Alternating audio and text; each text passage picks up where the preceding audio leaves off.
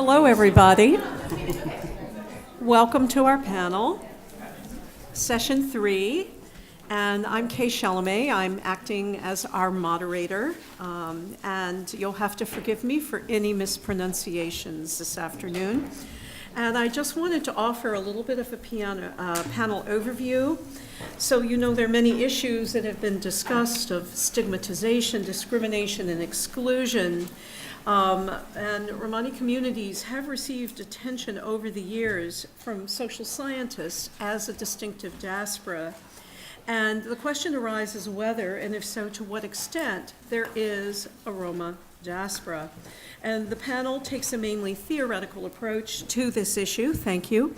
The panelists are specialists working in the area as well as on other forms of diaspora.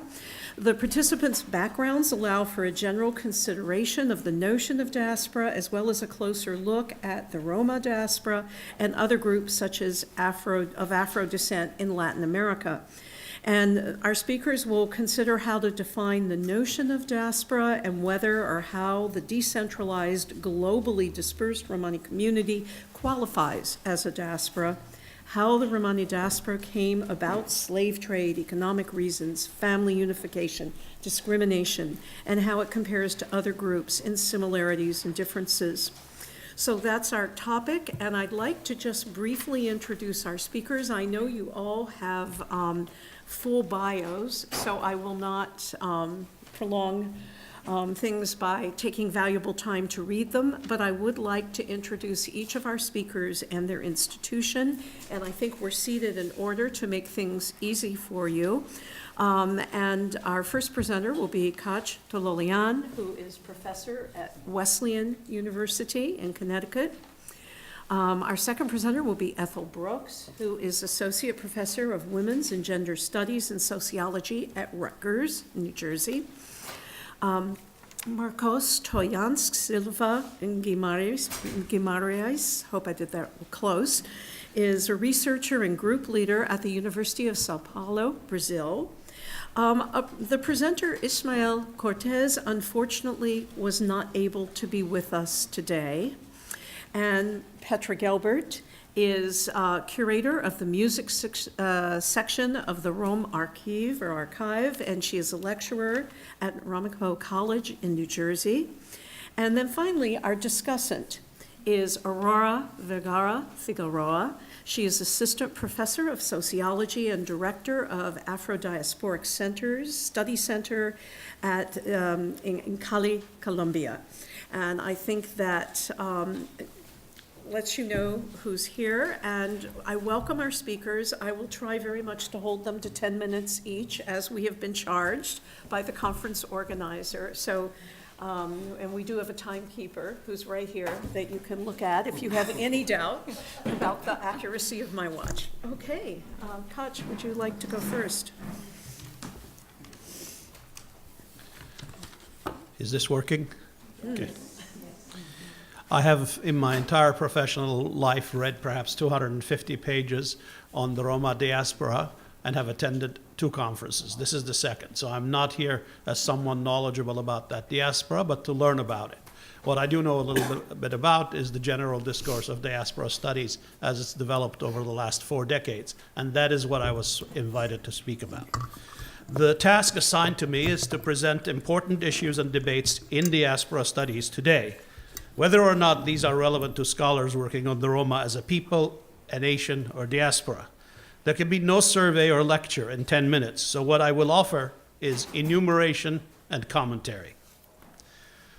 First, I will name, without discussing them, a number of concepts about the history of diaspora.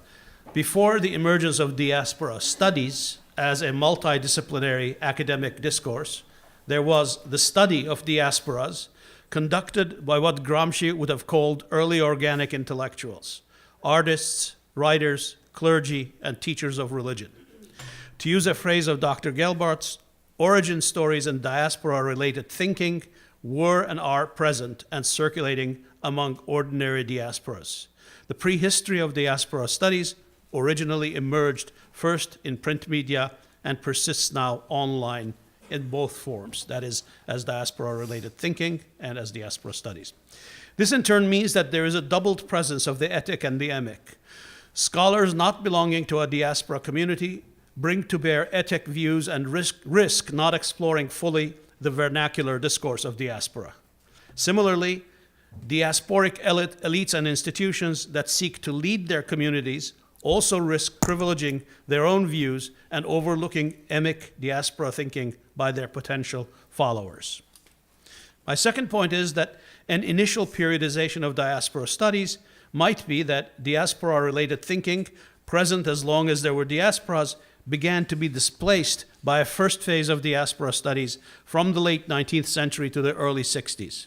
I have used Seylo Buran, Shimon Dupnov, and the Armenian scholars Arshak Alboyadjian and Hratia Ajarian as exemplary early scholars of this phase. The second stage or phase begins with the acknowledgement of the existence of an African diaspora in the Anglophone world around 1964, and then the rapid addition and inclusion of new post-colonial diasporas and migrant communities. The third phase is an acceleration of the quantity and variety of such scholarship and can be dated roughly around 1990. In the past few decades, the number of communities and sociocultural formations which are either named or self-nominated as diasporas has increased tremendously. The crowding of diaspora's semantic domain has been not merely additive, but transformative. As Ferdinand de Saussure pointed out in 1916, no term has its meaning independently, but rather acquires it in relationship to and is nuanced in difference from others. Consequently, in our time, diaspora has come to mean what it does in its imbrication with the terms transnationalism, globalization, migrancy, ethnicity, the post-colonial, and, of course, the nation.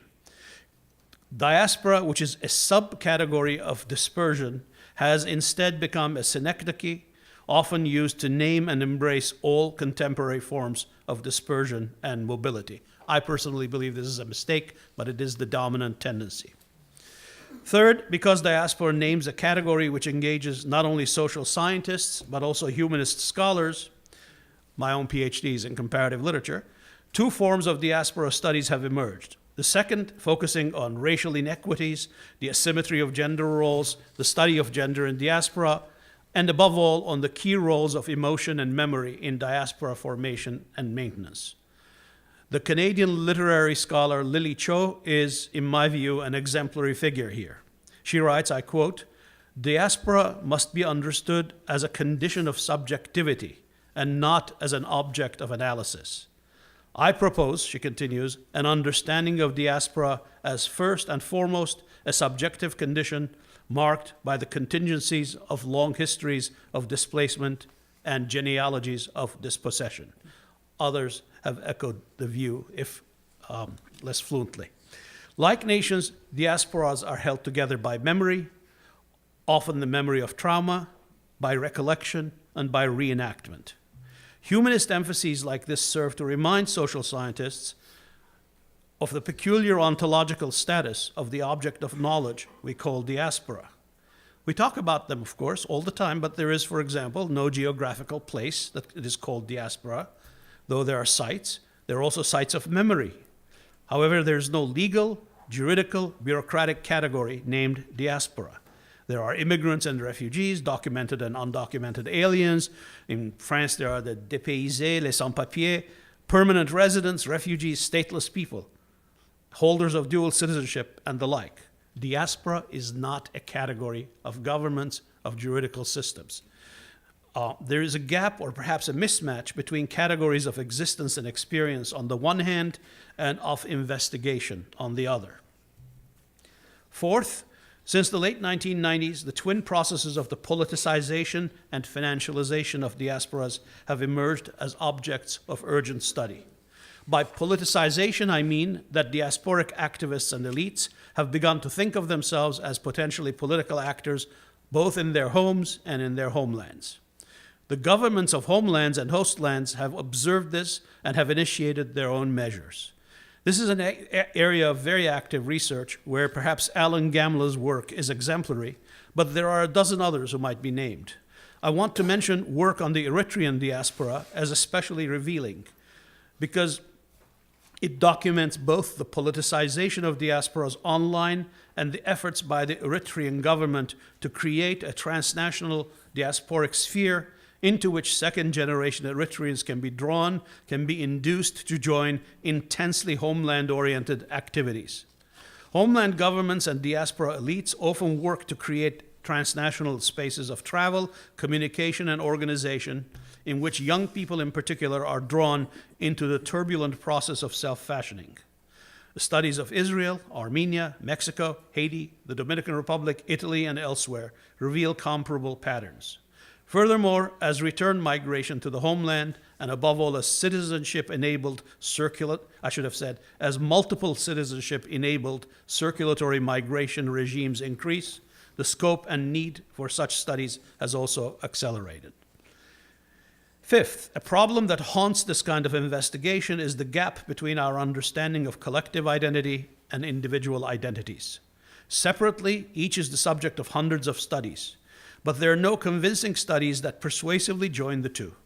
Studies of individual identity, starting with Erik Erikson's seminal psychoanalytic work in the 1950s, do not mesh well with studies of social identity, let alone of collective and politicized identity. This is not, of course, a problem limited to diaspora studies. Studies of the formation of identity is an industry which is huge, and it's, in my view, quite shaky footing. Many of you may know that there's an essay by Frederick Cooper and Rogers Brubaker that dismisses identity in its entirety. 45-page article, brilliantly done.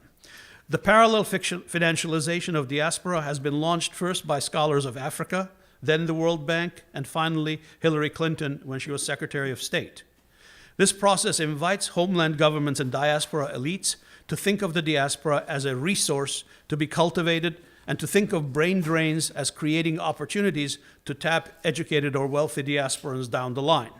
An important stimulant of this development has been the Indian government's courting of NRIs and POIs and the role of Chinese diasporic investment in the emergence of China as a global economic power. The sixth engagement I find too complex to name and summarize adequately. I think it might include research carried out by Drs. Toyansky and Cortes, actually. In its most general they may not agree. In its most general guise, it involves rethinking of the relationship between nation, state, and diaspora. In its extreme form, the question is whether diaspora should or are bound to aspire to assist the creation and maintenance of sovereign and territorialized nations, and to function as a dispersion equipped with a national vision of itself. Or, alternately, whether diasporas can persist as relatively autonomous and vital spheres of cultural creation and innovation. Paul Gilroy's The Black Atlantic is the exemplary text here, but meditations by others, for example, the Israeli author Amos Oz, may also be useful in pursuing this line of research. Robin Cohen's typologies of diaspora come very close to identifying this category without, again, naming them with a single name that sticks. At issue is the study of the cultural networks of a transnational community in which old and new discourses are cultivated and performances and practices offline and online function as a framework either for the persistence of collective identity or the innovation of a new one. Studies of music are prominent here, but others in all media are needed, including the new online media. I will end by quoting myself.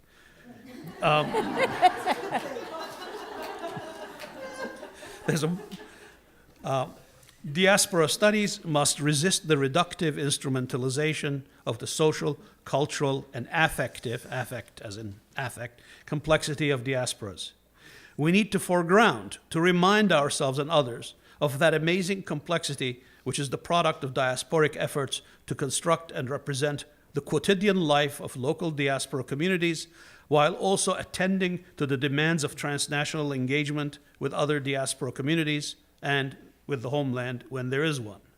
The paradoxical combination of localism and transnationalism, the fierce aspiration to achieve economic success and social belonging in the new home country, while also sacrificing for the sake of the community in the homeland, indeed, the oscillation between loyalty and skeptical detachment together characterize the performance of diasporic lives.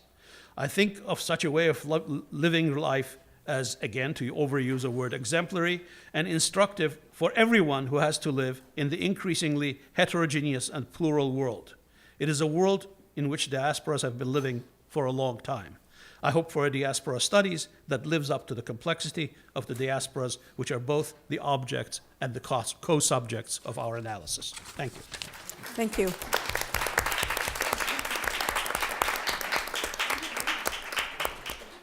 Thank you so much. And we're going to have all of our panelists contribute and our discussant speak, and then we'll have questions. So, Ethel, please.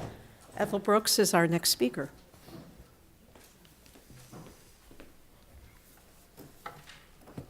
Hi, everyone. Devin Bachtale Romale. I actually have a question already that I just want to sort of signal, and then I'll start my paper. But this has been something that's been really bothering me, and I want to throw it out there. It's, of course, the operationalization of the Romani diaspora as an NRI diaspora in the service of Hindutva, which I just want to throw that out. I think we need to talk about it. It's a huge problem, and I'm just going to leave it there for now. Can everyone hear me? Great.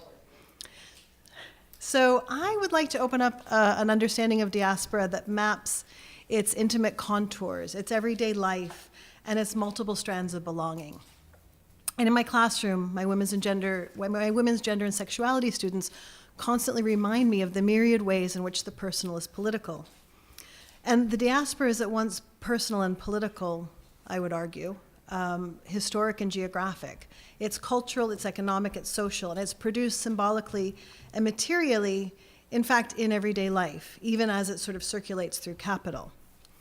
And because a diasporic formation is well, with the exception of what actually Koch just said and what I just said, but is not supported by the infrastructures of the state in a kind of traditional way, nor is it buttressed by institutions that work to build upon it as a kind of imagined community, a la Benedict Anderson.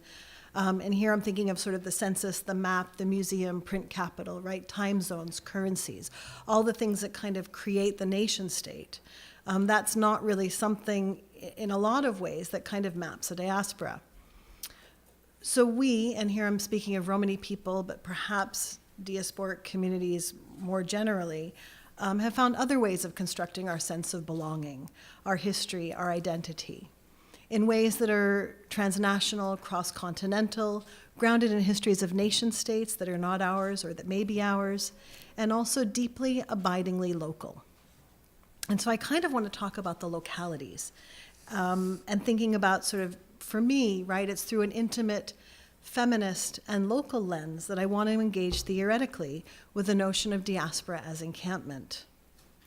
Elsewhere, I've argued that encampment becomes a way of understanding who we are as a Romani diaspora, perhaps, as Romani people, partly as a way of reclaiming the history of the Holocaust as Romani history, but also as a way of reclaiming the camps, the mahallas, the slave quarters, the homes, and the neighborhoods, the geographies of Romani people across the globe, and in Europe, in the Americas, and here in Massachusetts. In my theorization, I draw from Jacques Rancière in exploring the disruption in the arche, the seat of power, the nation and the nation state, right, which is located in the archive. And for me, this is the history and the place and the formation of our diaspora, as at once local and invisible, and at the same time something that disrupts hegemonic notions of identity, belonging, and the nation state.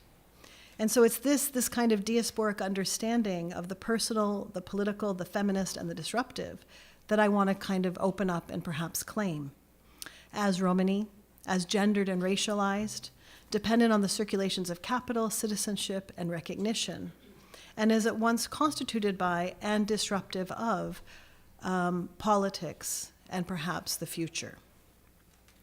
Politics, history, and the future.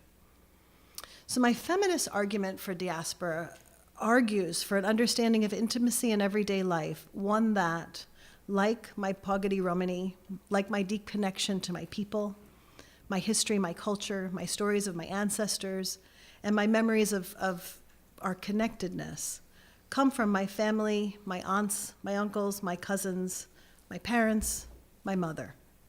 It's matrilineal for me. It's feminist.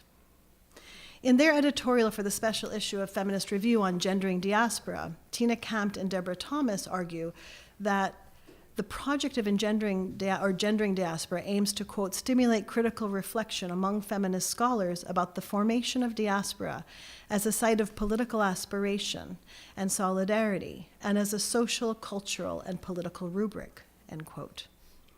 And they also talk about the ways in which, when we understand they're talking about the African diaspora, and the ways in which the African diaspora with a capital D is not something that's as productive as thinking about diasporas with a small d, and the ways in which the kind of tensions, the uneven kind of the sort of uneven hegemonies, to sort of think about Graywall and Kaplan's work, play themselves out within a kind of global diasporic formation.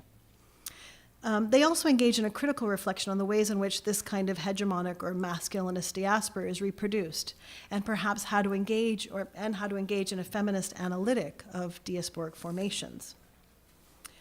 So for me, that feminist analytic rests on the idea of encampment on the one hand, but also, as I said, on something intimately and deeply local.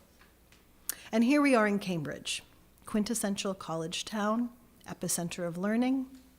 In my imagination, and in the collective imagination of my extended family, this is also a site of diasporic belonging. Romani people have lived in Cambridge since its founding. And I want to have a conversation with Kristen about that, but yes. My cognitive and my community's collective map begins in Massachusetts. It begins at Gypsy Hill in Somerset, Fall River, southern Massachusetts, an hour south from here. It continues into Waltham, where the Leonard Wells Stanley House has been marked as an historic site, and into the towns of Newton, specifically Nonantum, where the so-called lake language of locals of Nonantum is a mixture of the language that I grew up speaking, my mother tongue, Anglo-Romani, English and Italian. There's a really good, funny interview with Matt LeBlanc and Conan O'Brien about that you can find on YouTube. Who are the Anglo-Romani speakers in the room? Okay, Kushti Juvels. I'll talk about it at some, but basically they have all these words that they use in their community, and it's like, it's all of our language, and they don't know where it came from. And it's a very funny thing. From Boston to Cambridge to Waltham, from Salisbury to Brockton, my grandmother was from Brockton, from Athol to Fall River, my family has a deep and generations-long history in Massachusetts, and over the course of nearly 2 centuries, and into New Hampshire, New York, Rhode Island, and Maine. Our bones are mixed with this soil, and our histories are written in this landscape, and yet it's invisibilized. Somerset, just outside of the U.S. city of Fall River, Massachusetts, where in 1979, an area called Gypsy Hill, privately owned by Romani families who had been there for decades, almost a century at that time, was taken over by, 10 minutes goes, the municipality through eminent domain. Its elderly residents resettled in public housing units built on the site. The site was erased. The history of the site was erased. And it remains in my memory and in my as this kind of tangible site of belonging. In the census tracts, it's still called Gypsy Hill, but there's no kind of reasoning for that, right? You just have this neighborhood outside of Fall River called Gypsy Hill, but no one really talks about what the actual history of that site was. And part of what ended up, for successive members of my extended family, this was used as a central stopping site and meeting place for many of its branches. My mother was born there, her mother was born there, and her mother was born there. And the loss of that site profoundly affected the cohesion of our community, and the possibilities for inclusion, I would argue, both as citizens and as Romani subjects over the course of the subsequent 4 decades.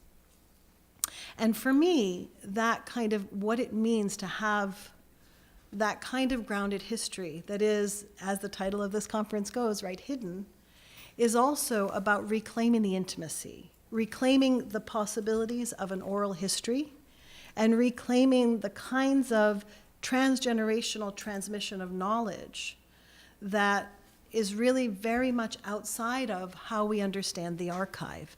It's outside of the apparatuses of the nation state. And we have kind of spaces where we're pushing for the institutionalization and the recognition of Romani subjects. But I also want to make an argument for keeping our diasporic formations or our kind of notions of ourselves for ourselves. And quoting Fanon and just reminding you that in Black Skin, White Masks, Fanon talks about the fantasy, right, the secret sauce that the white man wants to steal, the secret sauce that it's desired by the white man, but that he can never take because it's ours. And when I think about some of the presentations you've heard and some of the ways in which we understand culture, the ways in which we understand belonging, that's what I think about. I think about the kind of the secret sauce that's marked by a deep kind of racist objection, the kind of feminine intimacies, and the ways in which we reproduce through matrilineality, through intimacy, through a kind of communal practice, notions of who we are. And so for me, in terms of thinking about kind of how that plays itself out, it really has to do with a sense of place. It has to do with a connection, to all of the Romani people in the room, to the Romani people throughout the world, where we actually commit both to the intimacy of our way of being, to our language, to our ways of life, but we also fight to protect the rights of all of us, to make sure that even if we do not desire the institution, the archive, even if we're not interested in claiming a kind of history with a capital H, that, for me is also terrifying because I've just cited sort of Hindutva politics on the one hand, fascist politics a la Donald Trump or Viktor Orban on the other hand, right? But to think about what it means to have another way of being that's really grounded in the intimacy of our history and in the kinds of gendered reproduction of who we are. So I'm going to leave it there. Thank you very much.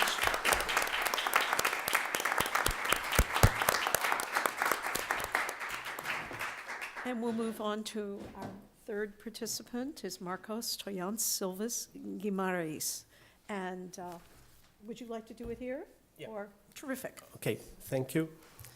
I would like to share some information and ideas on Romani Orange, diasporic narratives, and transnational networks.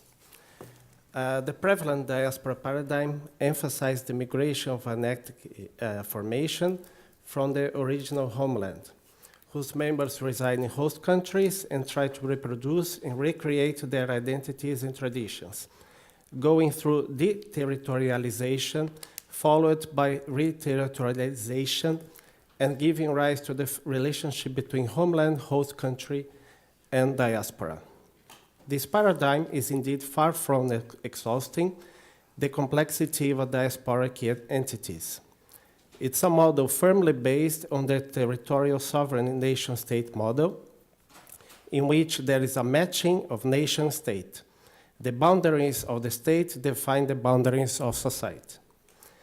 The conventional thinking about diaspora geography relies only on the analysis of their relationship with the homelands or host countries.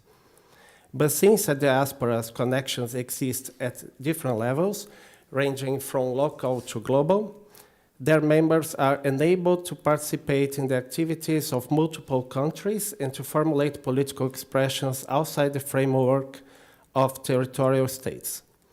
The spatial dimension of the prevalent paradigm distorts our understanding of transborder social, cultural, and political processes. There are many different possible relationships between people and land, and different ideas of what territory is, making a move beyond the traditional nation-state paradigm and addressing the issue of attachment of specific peoples to specific pieces of land, a pressing matter, since a diasporic formation could have multiple territorial identities, multiple homelands. Romanis may be viewed as dispersed cultural enclaves, as suggested by Brian Yu, able to form a territory network across the globe. The Romani diaspora are under two different transitional processes. While one of these processes pushed them to a global sense of belonging, a second process that results from dispersion separates them from each other.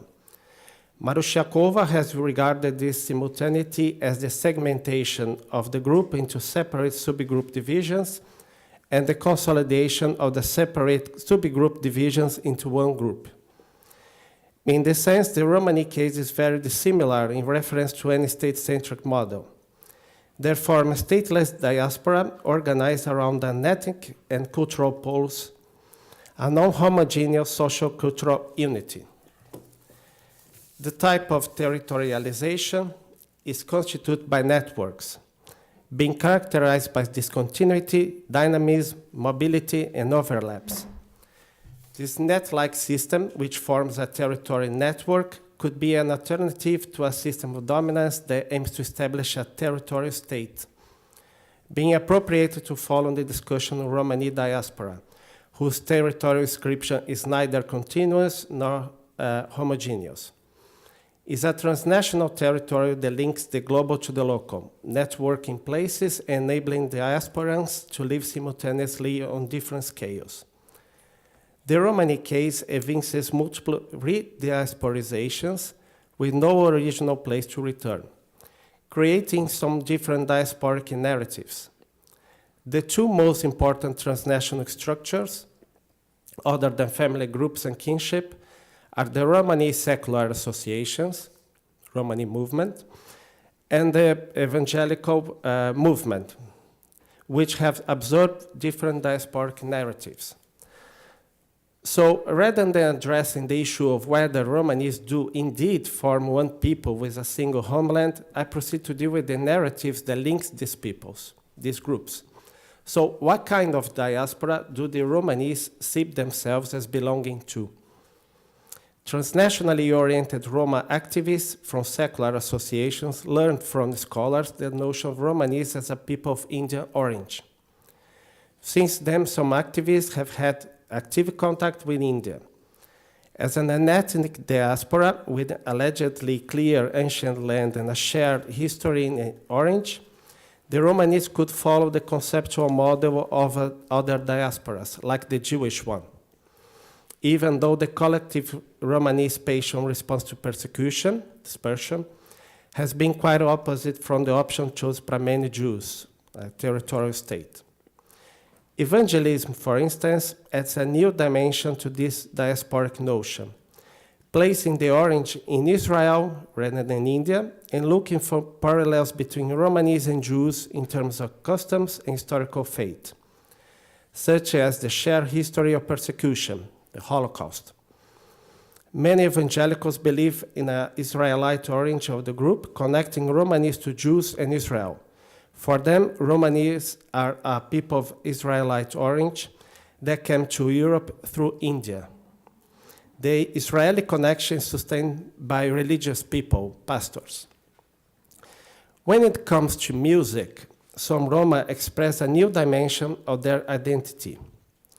During my field work, it was possible to get some political and spatial imagination expressed by Romanis in Brazil, by music.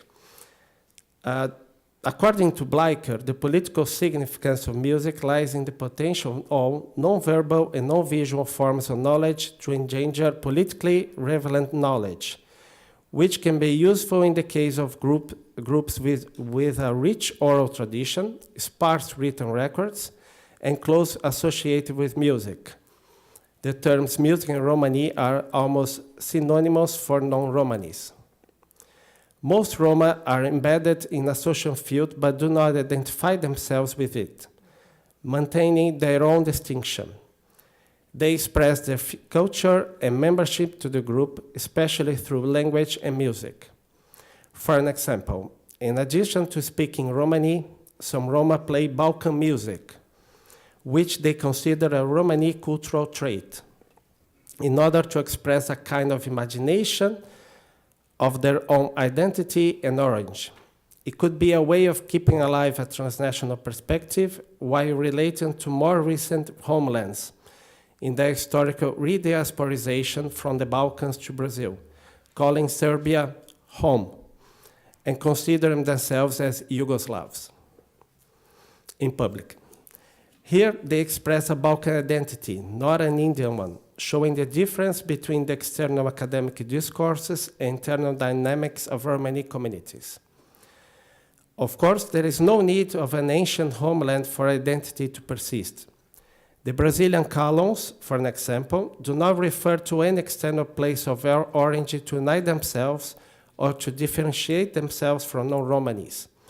The colons use songs to make sense of the place and to make sense of what's happening around them. Living mainly outside the cities, some even encampments and tents, many columns prefer to play a kind of Brazilian country music and other popular styles. There are some musicians that present themselves as calons or ciganos, showing through music a connection with a place, which is the Brazilian countryside. A closer look reveals that calons absorb some elements of the local people, but do not recognize themselves as part of the local population in general. They are seen by many as borrowers that just merely borrow and have no music of their own, gypsifying the music of the others. Being people-oriented more than place-oriented, Romanese lead us to consider the creation of a global community by a multicultural and multi-territorial people. It's worth asking, how are Romanese overcoming the lack of cohesiveness among them in order to enable the rise of a transnational community? The Evangelical movement promised to overcome the obstacles faced by Romanese worldwide in creating a self-formulated transnational community. Forging an imagined community, the Evangelical movement is effecting a formal reterritorialization through places of worship, nurturing a Romani cultural revival, preserving the Romani self-proclaimed uniqueness, and partially succeeding in uniting Romanis from different groups in an ongoing process, facilitating the rise of a pan-Romani community at a more global level through transnational activities. Due to pastors' influence, some colons are starting to negotiate their relationships to other Romanis in terms of a single nation, since some are pushed to reconceptualize their experience as transnational ones. Their identities are being transformed by the presence of transnational actors, quite often religious, and their discourses of a single affiliation. Many evangelical pastors are able to play a significant role in shaping Romanese perceptions of themselves, enabling the common identification diasporic communities. Creating transnational space, they are in a unique position to bring Romanese together and to mobilize cross-border contacts, offering institutional support. Embedded within the groups is the religion's identity that buttresses transnational ties, leading them to construct their identities in ways that encourage transnational practice and lifestyles. The narrative of the origin of the Romanis is transmitted in churches, including a distribution of a booklet in which the author contested the Indian origin and argued in favor of the Israelite one. The ideas are flowing through transnational networks. The diasporic territory network formed by evangelicals, however, allows not only the Romani Pentecostal ideology to travel, but also Romani pastors and community members to travel and communicate in transnational circuits, enabling new process of sedimentation and consolidation of the Romani groups alongside some diasporic narratives that may emerge in the years to come. Thank you.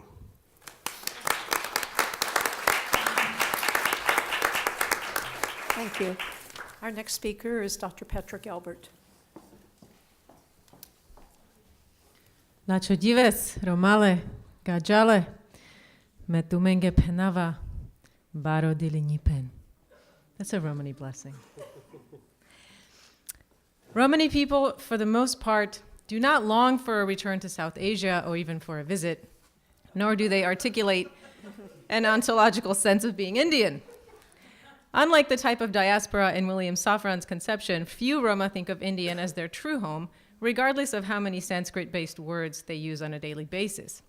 Still, Romani people all over the world live in collectivities that might be theorized not unlike the African diaspora, a heterogeneous, changing same, to use Paul Giller's term, with legacies of thought and cultural products that reference the ancestral subcontinent implicitly and increasingly explicitly. George and Acton identified a worldwide gypsy archipelago of groups holding on to cultural boundaries not only between themselves and majority populations, but between discrete Romani subgroups as well. Such an archipelago happens to be true of Jewish groups too, although with a more reliable and tangible awareness of a shared history. Diaspora can thus describe Romanis, but it is not exactly an emic term. How then do Romani people frame their local and global groupness? I don't know. North America is home to a number of more or less endogamous Romani and related groups that migrated here in several historical waves.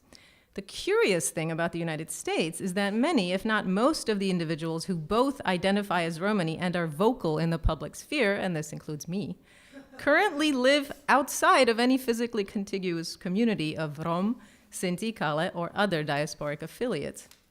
The self-expressions and interconnections of these individuals might thus convey thought processes that are hardly representative of the majority of Romanis in North America. Let's take as an example the exonym gypsy, which we activists frown upon, as Victoria so very nicely laid out, but which is used freely by countless Roma, Gitanos, and others. Suffice it to say that the largest Romani institution in North America is officially called God's Gypsy Church. My mother and I even met with one group in New Jersey that clearly has South Asian origins, retains vestiges of Romanian Romani language, not Beash, but considers Rom and Roma as invented exonyms, with gypsy as the winning endonym. A leader of these American gypsies insisted that the word Rom was coined, as he had read on one website, at the Romani Congress in 1971. Such a disconnect between rank and file community members and those who are elected or self-appointed to speak on their behalf is not unique to Romanis.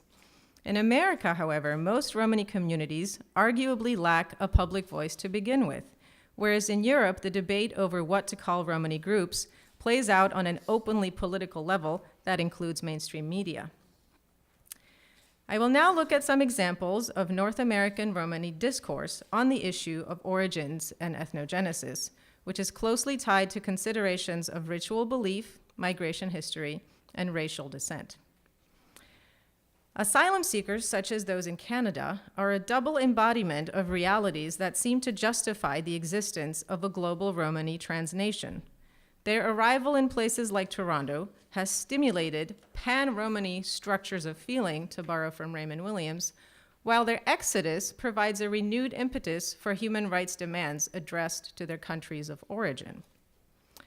Typically, Czech and Slovak Roma in North America will continue to speak of India as their pravlast, which can be translated as the original motherland. Michal Miko, a Czech Romani intellectual, says that while it is remotely possible for a newly arrived family in this community to be unaware of Roma's South Asian origins, all Czech and Slovak Roma are by now aware of both the Romani flag and the anthem, commonly known by the title Jelem Jelem, as symbols of their ethnicity. In the Macedonian Romani population of New York and New Jersey, recognition of these two nation-building tools varies widely, according to local activist Sonia Jasarowska.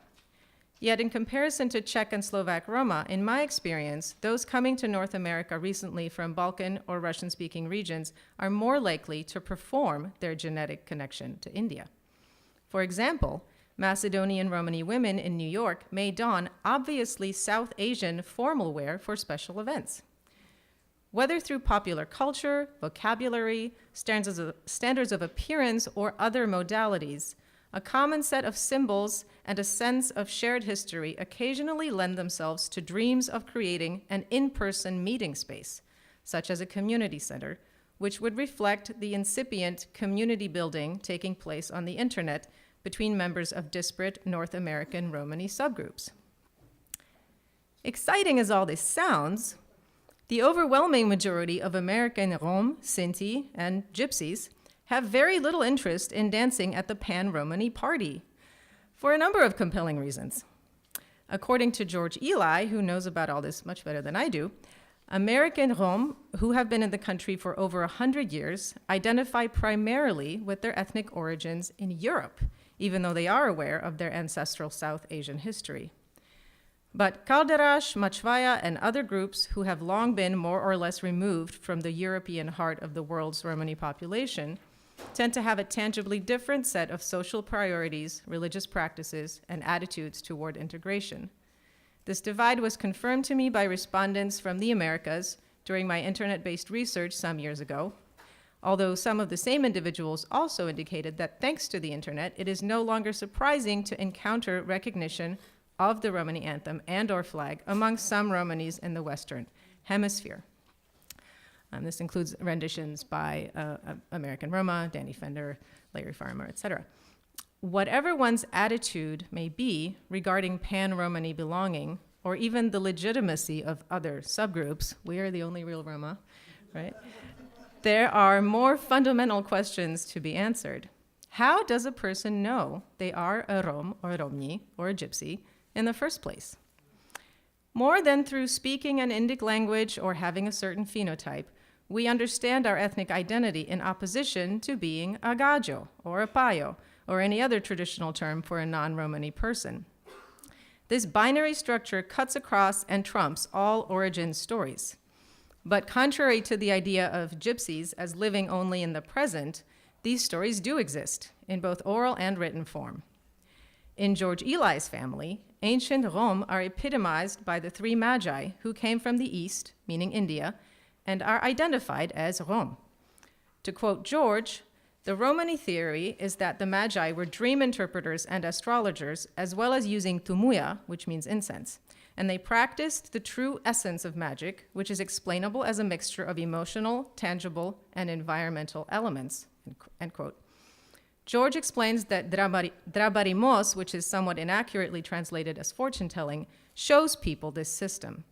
He concludes that, quote, the practice, the belief system, and the geography, there is the connection to the Rom. A much newer emic theory, as my colleague just mentioned, presently spreading to isolated pockets within multiple North American Romani subgroups after gaining much traction in Europe, is that Roma are the lost tribe of Israel. Spoiler alert, we're not. The idea is based on close, if fanciful, readings of biblical texts, Romani laws, and dubious DNA testing science. Most Roma still find this theory to be without merit, and the word crazy is frequently used in response to it. The ethnotheory's proponents, who display widely varying levels of commitment to actually being Jewish, are also seen by some other Roma as self-haters who will do anything to stop being stigmatized gypsies. In North America, with its lack of representative Romani voices in the media, I see a particular need to inject historiographically accurate depictions of Roma and Sinti into school and college curricula. But are Romani origin myths irrational? The abstract motherland performs currently relevant cultural work, especially when it materializes as social capital, whether through a hypothetical alliance with India, a basis for proving groundedness and the worth of gypsiness, or the dream of safe haven in the idealized state of Israel. Years ago, in a lecture at Harvard, a tenured expert on gypsies from an Ivy League university insisted that Slovak gypsies had not spoken Romani for decades, even after I informed him that I had just been in Slovakia using what I am fairly sure was Romani with local children. In a subsequent email exchange, this professor kept right on refusing to question the veracity of his obviously wrong written source, or his leap of faulty logic that conflated Hungarian Roma with Slovak Roma. Now that is an irrational theory of groupness. And this conference, by the way, is a dream that I didn't even know I had back then. So It is tricky enough to be erudite in theorizing Romani belonging when one has access to international academic sources. At this time, Romani discourses of origins and ethnic belonging still take place within a near total vacuum in terms of schooling and institutional framing, so it is unsurprising that students and parents in North America are not rushing to do Romani history presentations during Multicultural Week. But if education does its job, not only will some of these families have the tools to integrate oral history with academic knowledge and legitimacy, but also non-Romani students will gain entirely new horizons of interpersonal and critical thinking. And my time is up. Thank you.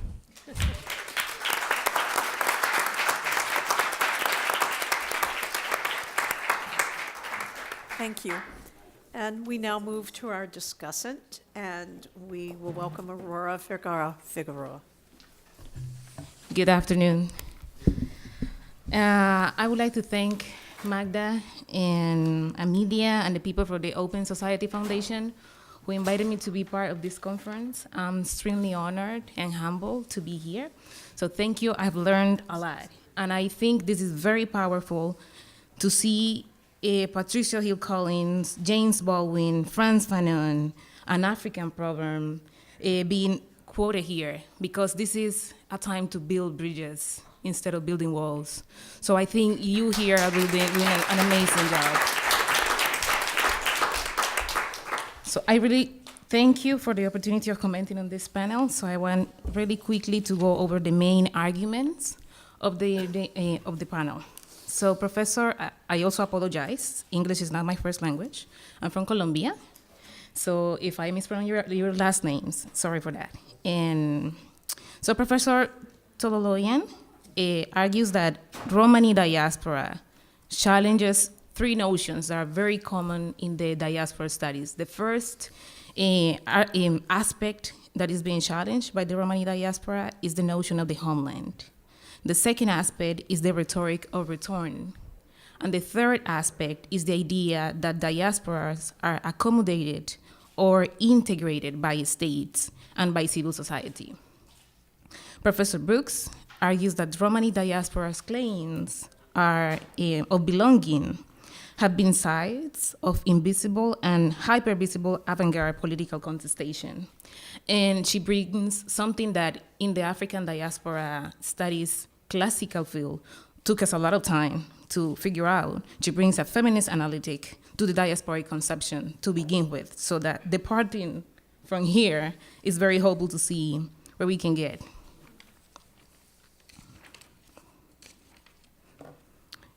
Professor Toyansk Silva from Brazil proposes a people-oriented framework, and this is very powerful to see happening, because in the African diasporas field, we depart from the territory, we depart from Africa as a place of enunciation. So he's proposing a people-oriented framework instead of a state link to consider the creation of a global community. Professor Cortez is not here, but I would like to bring his argument. He's arguing that there is a need to revisit Roma nationalism by looking at the Romani diaspora struggle for citizenship in the United States. And he's arguing in his paper that there are political implications of the idea of the Romani diaspora, and that there is a political subjectivity that is emerging from there that should be considered if people are going to make the argument about the diaspora. And finally, Professor Gilbert is arguing that origin stories and diaspora-related thinking have potential role to play in social integration of efforts. I think that this is, considering the field of the African diaspora, I think we have a very rich context here to discuss the power of the notion of diaspora, to articulate many calls that have been made today. I've heard people asking for a global struggle to counter the negative narratives and stereotypes. I've heard people arguing that it is time to organize, to protest, and to protect their people. And also, I have heard people here arguing that it is time to create a common language to name at the same time this common grave. So I would like to bring to your presentations another argument just to start the conversation and to ask you a collective question. In the field of the African diaspora, Kim Butler and Agustin Laomontes say that diaspora has three conditions, or three main aspects. The first one is that diaspora is a condition, so I can identify as a diasporic subject. Is the first argument that Peterson, Kelly, Agustin, and Kim Butler make. The second argument, they said a diaspora is a process. So you start building the identity as a diasporic subject. And the third aspect is that diaspora is a project of affinity. And they say, even though we do not know people from different parts of the globe, when we see a subject that belongs to what we believe is our community, we can build something together. And this morning, Magda made a call for that. So I want to ask you if you see this last aspect, the aspect of the project of affinity, as an element that can help to move forward the argument and the agenda of the global Roma diaspora as a field of enunciation, as a field of mobilization, as a place where people can organize, demand, and request their respect for their stories, the request of respect for their rights, and at the same time, the request for the protection of the right to exist. So that's what I have to ask to you. Thank you. Thank you.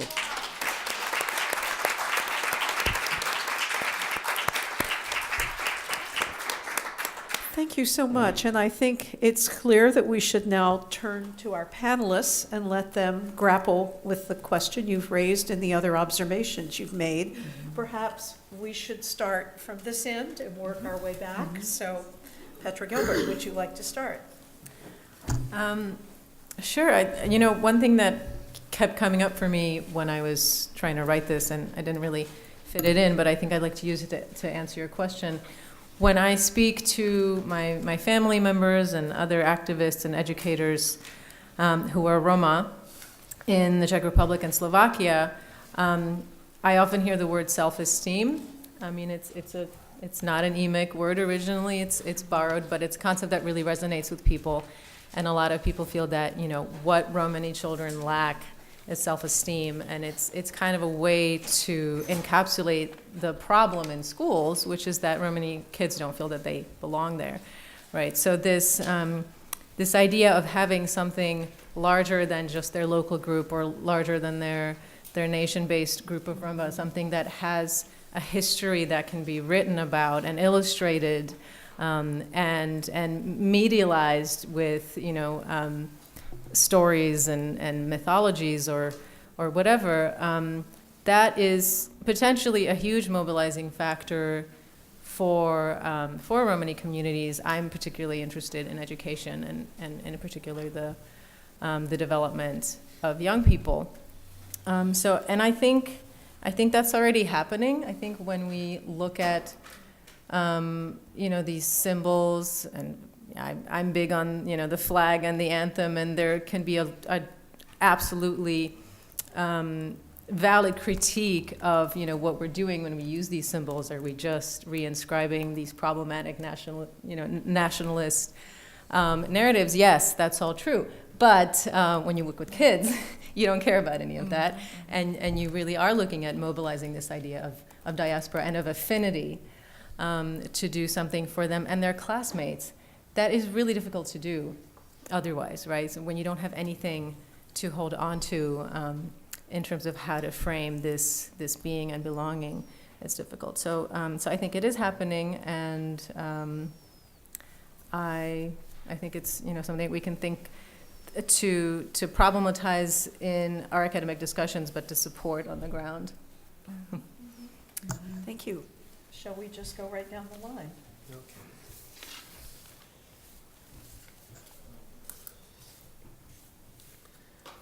I can add some thoughts about this diaspora affinity or building process, thinking in the new concept of territory in the Romani case. They are well-developed diasporic narratives that connect all of them. A sense of belonging, a strong sense of belonging, even though we have different groups. But and also in our project affinity. When I said about the evangelical movement, I see they are succeeding creating a transnational community with collective projects, and the fact that the Romanis have no clear ancient homeland or no place to return, even as a political option, because it's just one option to create a state. They have a sense of belonging, collective projects, and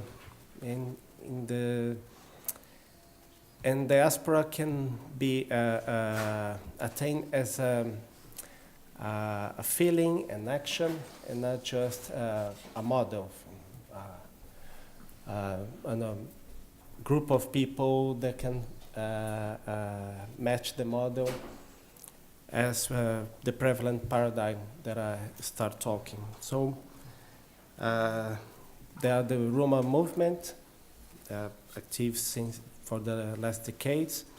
They are very organized, defending Roma rights. So that's my contribution. Thank you. Yes, Ethel Brooks.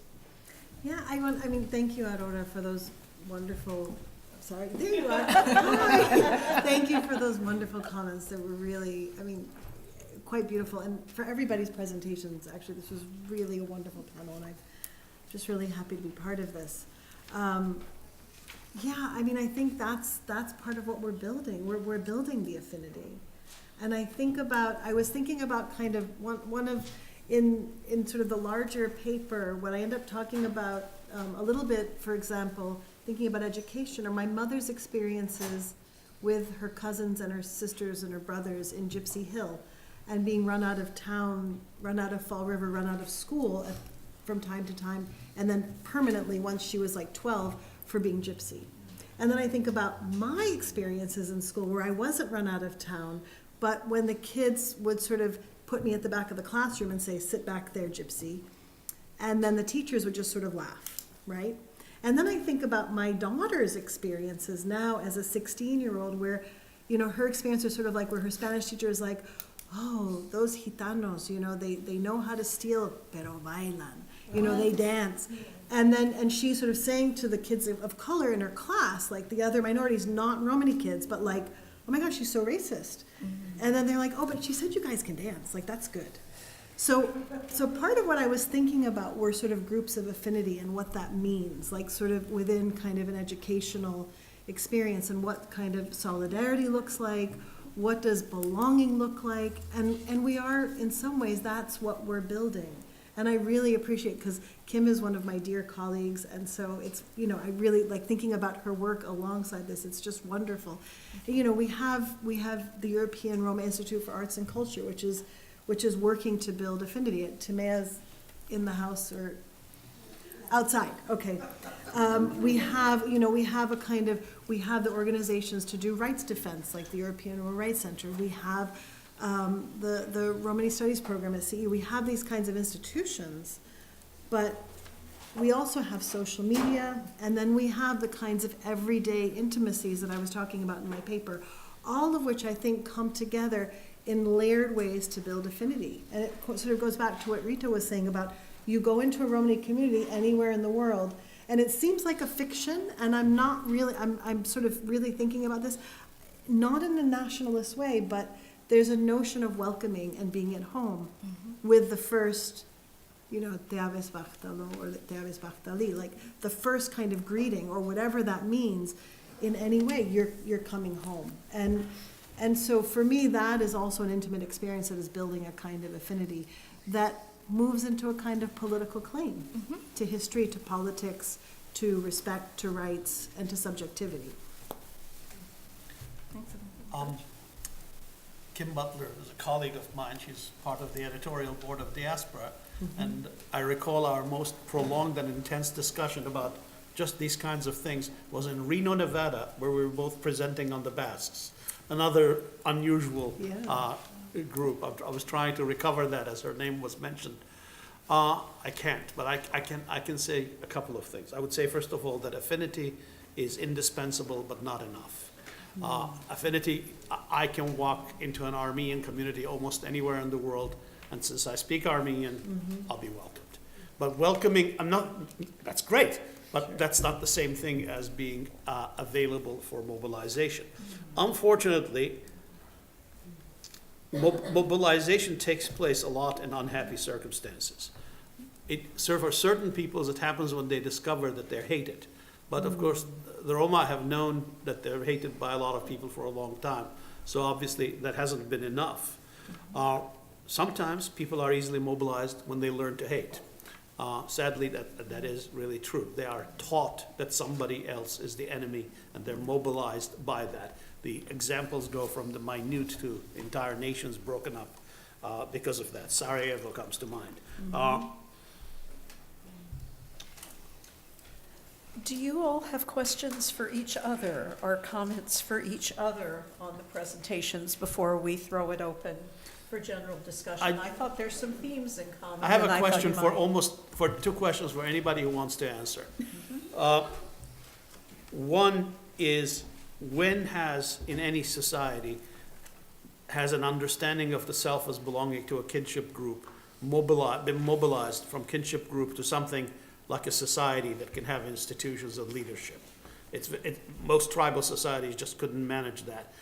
One of the reasons why Native Americans could not fight the white man, aside from not having guns, was that they couldn't think of themselves outside the group as just being commanded by others. Say that's number one.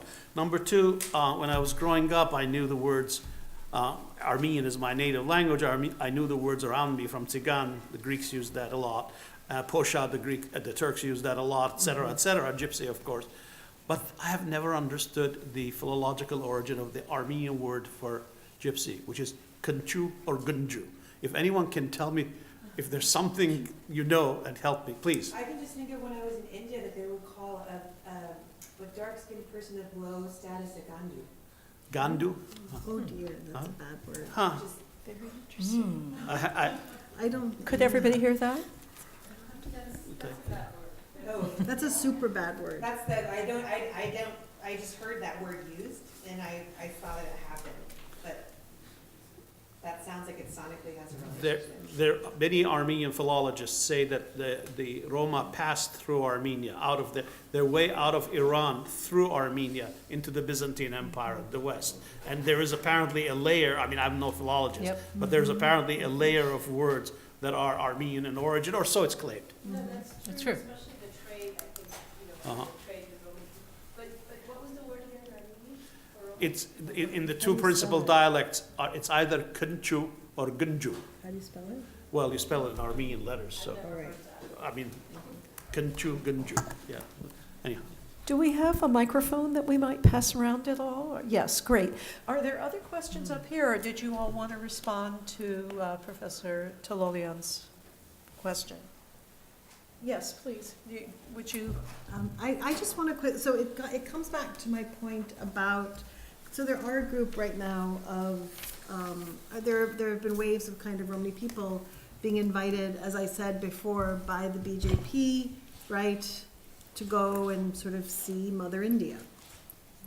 And then the claim is not just to go see Mother India, but also, well, if you call yourselves Hindus instead of Roma, then you'll belong, right? And then sort of thinking about, I guess, the relation of the nation state.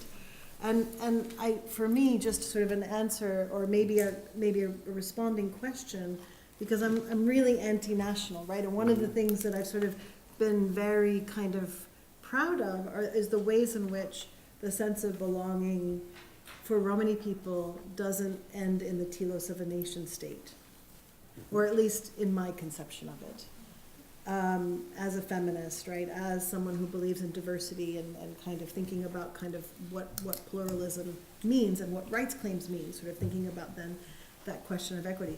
But so in some ways, what I see now in the current moment, and we can sort of think about it in terms of Romani thinkers like Nicolae Gheorghe, or like the kind of the kind of intellectuals or the activists or the community members, the sort of larger Romani community, is a push to, I mean, not the larger community completely, but there's a kind of the organic intellectuals perhaps, right? A push to push for rights defense, to push for kind of recognition of history, and to build institutions. So there is a movement to build institutions.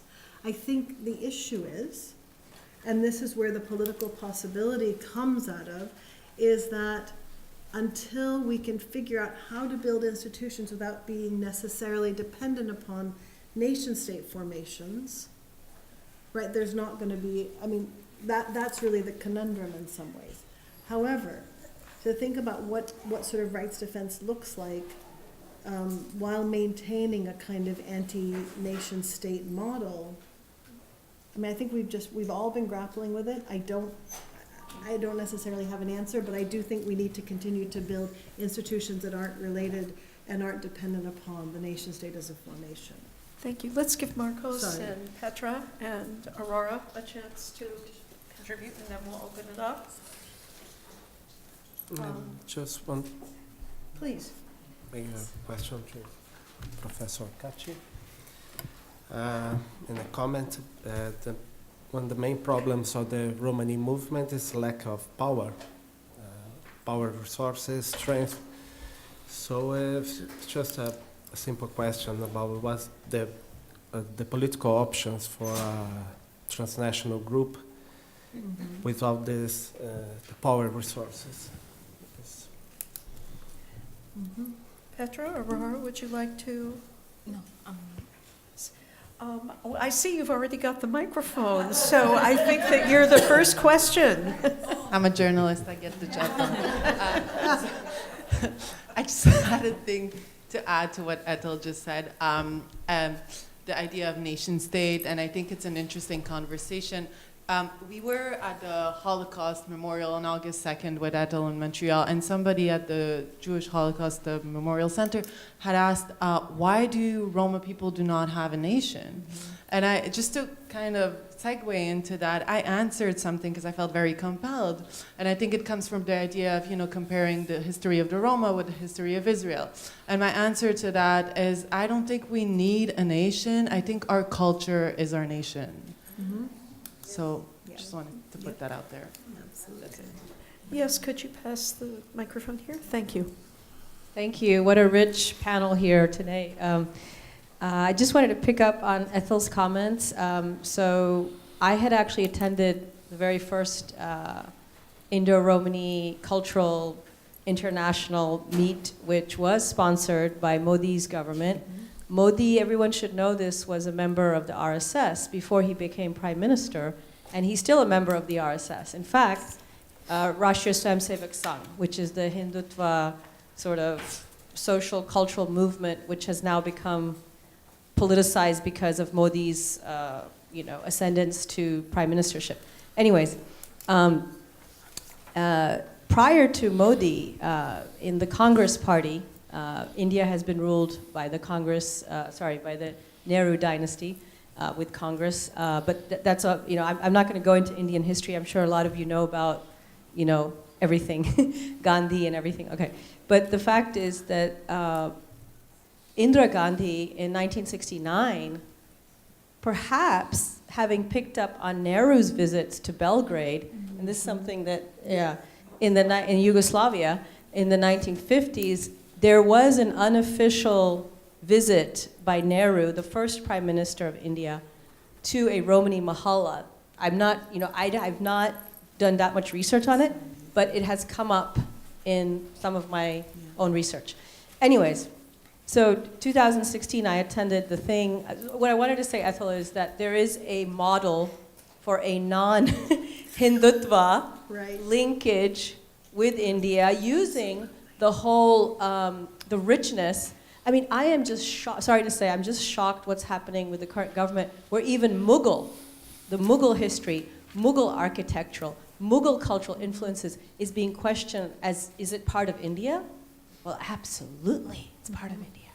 You know, India is a syncretic, culturally syncretic space. You know, we have gazillions of different communities living together, whatever. Okay, okay. So I won't go into all that, but yeah, basically, in terms of the connection with India, and this is something I have shared with my Romani activist friends who've attended some of these recent meetings, is that okay, guys. I mean, many of you are Muslims, ergo.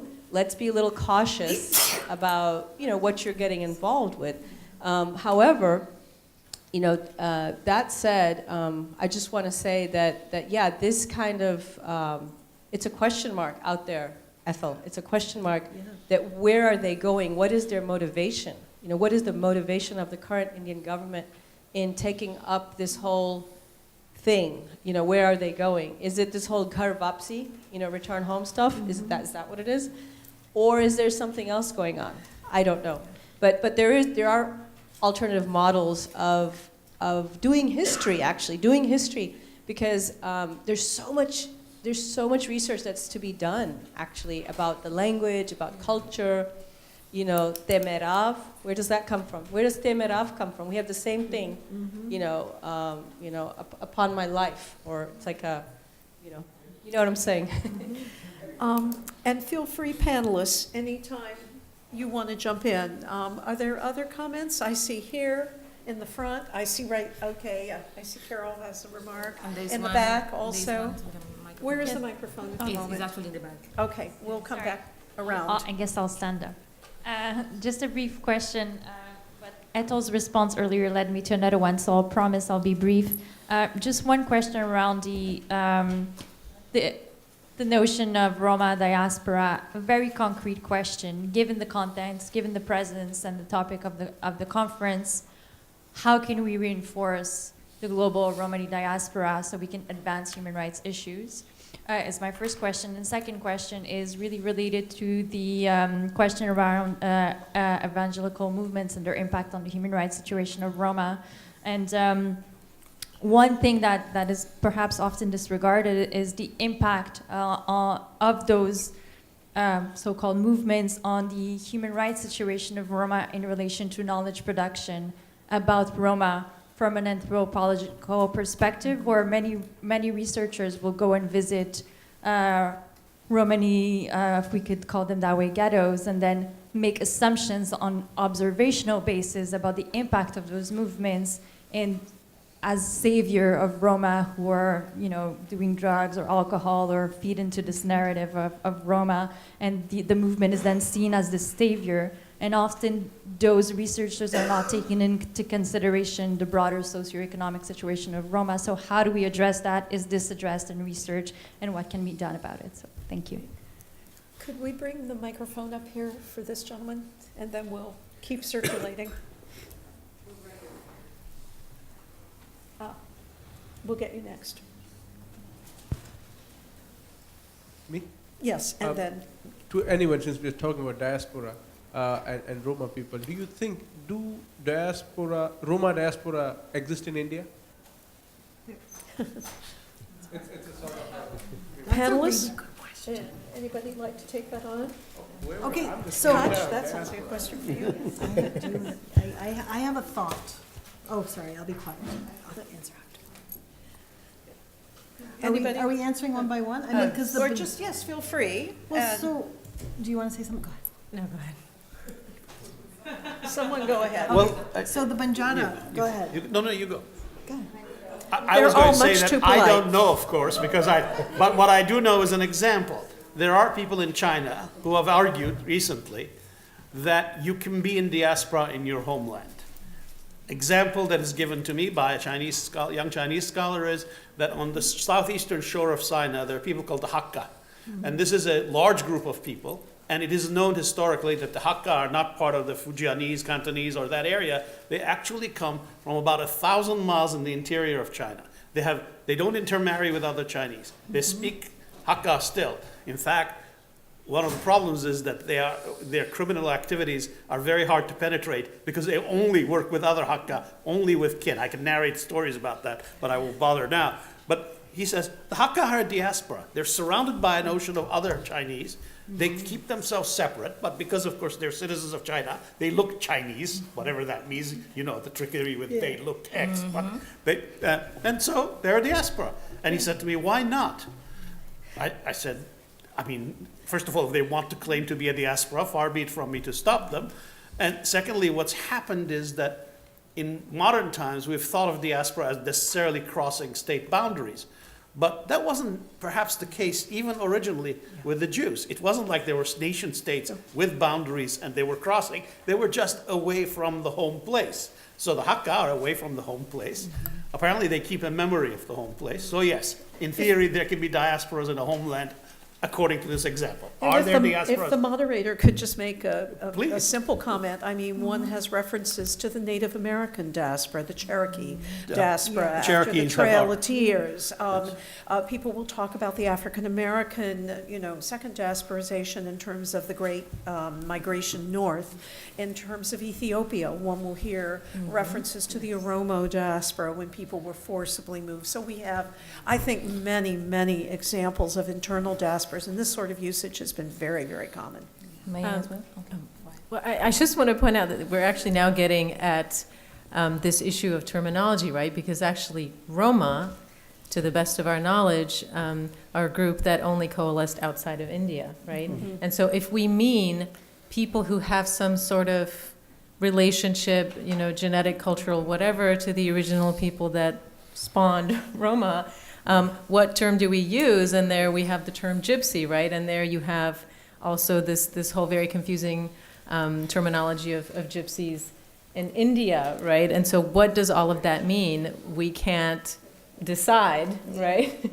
But I think, to answer your question directly, I mean, no, by definition, there aren't Roma in India, right? But beyond that, I think we can. Yeah, and I mean, I was going to say, so the argument is that the Romani people, Romani language, of Asian origin in Europe, that was the formation. But there are Banjara and it's interesting how it loops back, right? Because when Romani people go to India, they want to go and meet the Banjara, and the Banjara are like, okay, yeah, you're us, like we're together. And Banjara Log are all over India. So, right, so you've got like 1 million of them in Rajasthan. So it's like, I think it's a very complicated question that is political and social in nature. And It's a great question. Why don't we go to Carol Silverman next, because I know. Carol Silverman, University of Oregon. I work with Balkan Roma and American Roma in diaspora. Just about the Indian question. Although we actually don't know a lot about who those people are today, who might have stayed in India, who are related to European Roma, there's a lot of people in India claiming under the marketing category gypsy to be the gypsies of Rajasthan. You can see tours of kabelias, saperas, who do their quite traditional dancing, but it's very hypothetical if they are at all related. But yet there's this marketing category of the gypsies of Rajasthan. Plus, the word gypsy in India was introduced by the British. And when they went there, they looked at the array of tribal peoples, caste peoples, people outside of caste, and used their categories from England. So the people who were selling certain things, basketry, they assumed were gypsies. So it is really complicated, and we need some really good Indian historians to figure this out. But my point was about a different thing. Okay. I just wanted to ask us to kind of theoretically bring in two different strands. That is the theoretical literature on diaspora and its changes in the last few decades, and the theoretical literature on migration. So diaspora has kind of gone from, as Professor said, homeland studies to transnationalism, what happens at different points along, not referring only to homeland, to border studies, where are borders between people and what happens across borders. So I think that's really important, but at the same time, migration studies has moved from a linear explanation to what we call a mobility kind of a network explanation. So I think those two things are actually quite helpful for understanding the Romani case. The Romani case, I think, is absolutely central for understanding the idea of affinity. I just happen to be working right now with Kosovo Roma refugees from a very brutal stage in the Yugoslav wars. These are people who were forcibly deported overnight from Kosovo, Yugoslavia, and ended up in different places in Europe. And they are reconstructing their old mahallas in Dortmund, Germany, in blocks, where a wedding, I was at a wedding last week, Saturday, with 700 Kosovo refugees from every country of Europe. And people were talking to each other and saying, I haven't seen you since we left Kosovo in the middle of the night. I don't know, you went to Italy, I went to Belgium, and here we are in Dortmund. And people who went to Italy, although things were culturally affinity to them as a Mediterranean, the social welfare situation, the political situation is horrible, so people are leaving Italy to come to Germany. There's a lot of political reasons why this is happening in Germany right now, even though half of them are still deportable. They are refugees, but still deportable, which of course makes them in post-traumatic stress all the time, very high levels of health issues and nervous breakdown. So there's so much to study in this, but using these theoretical frameworks, I think, that are not linear frameworks. They're actually very, how could I say, kind of intersectional frameworks. That's, I think, the best word I could use. So any comments on that, I would love to hear from your case studies as well. Aurora, would you like to speak? Yes, I just published a book about land dispossession in Colombia, in which I try to describe the complexity of using the concept of migration to understand this condition, because I use the word deracination to understand how people are uprooted or taken away, deracination. And it is, I think, I use this concept based on a 10 years ethnography at a community in Colombia. They were deracinated after a massacre. And I use a formula. I use the word formula D for diaspora, then T for territorialization, like building a territory after you're being dispersed. And then the second D, which will be deracination. And then how after deracination you had to build again a homeland or a territory. And in this book, I criticize very deeply the use of the concept migration, because when you use migration sometimes to read the stories or to describe the experience of being taken away from your homeland, sometimes you don't get to grapple with the complexity of everything that is taken away. So I think your invitation is really important to consider that in the concept of diaspora, we can find a platform to understand what are the consequences, how people live through these experiences. But at the same time, I think we have a lot of room using the word deracination to see how people, what is happening. Because when we use concepts such as migration, we don't get to see all what is going on with the experience. And then also, how do people build resistance and mobilization in those other territories that they had to rebuild? So as I listen to what you've been saying all day long, I think that in the Roman experience, I think the idea of this abstract motherland, I think sometimes can harm the power of the history as a people. So probably deracination can help us to understand that there is a lot happening, that people are, because I think, I want to try to make this argument clear. I think that when this idea is silencing all the strength that has taken of the Romani people to survive from one place to the other. So the concept of migration will not be enough to describe all the strength that has taken to get here. It will not be enough to describe the power, it will not be enough to describe the courage to build a homeland in every territory that they have to go to, or in every territory that they have to create a new land. So I invite you to look into that concept. Probably we can discuss all the limitations of the power that it has, but definitely the framework of diaspora can be useful beyond the framework of migration. Thank you. You're welcome. Yes, I see a question back here. Yes, thank you for the conference. The one thing I haven't heard in this panel discussion was the solidarity with Palestine. The Palestinians have one of the largest diasporas. They're faced with genocide today by a colonial settler state, which has given massive amounts of $3 to $4 billion a year, the equivalent of it's just a massive amounts of money that are basically leveled against an essentially civilian population that is using boycott, divestment, and sanctions to combat it, which is a very nonviolent Gandhian principle, and they're still being demonized in this country. And I was wondering your solidarity with these people who are increasingly being recognized in spite of every attempt to erase their existence, increasingly being recognized by people, what your solidarity with the Palestinian people are. Thank you. Thank you. Would someone like to answer?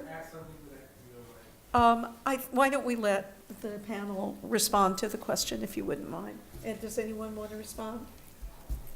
Is there? I think we all stand in solidarity with the Palestinian people and all oppressed diasporas.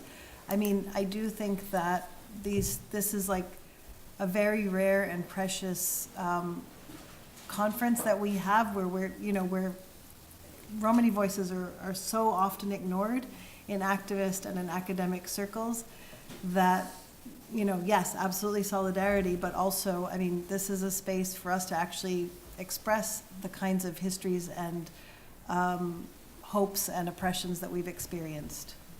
Is it?